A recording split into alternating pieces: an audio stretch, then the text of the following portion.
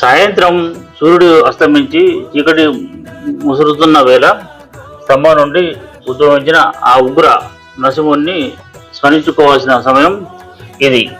మీ జీవితంలో శత్రువులు మీ వెన్నంటే ఉండి వేధిస్తున్నారా?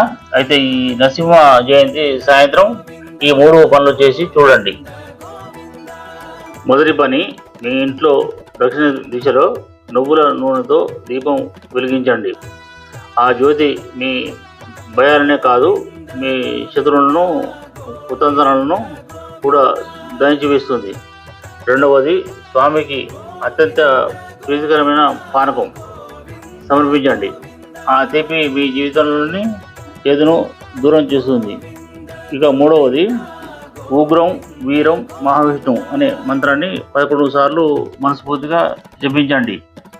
గుర్తుంచుకోండి, హిరణ్యకశిపుణ్ణి చీల్చి చెండిన ఆ గోళ్లకు మీ సమస్యలను తుత్తునియలు చేయడం పెద్ద లెక్క కాదు.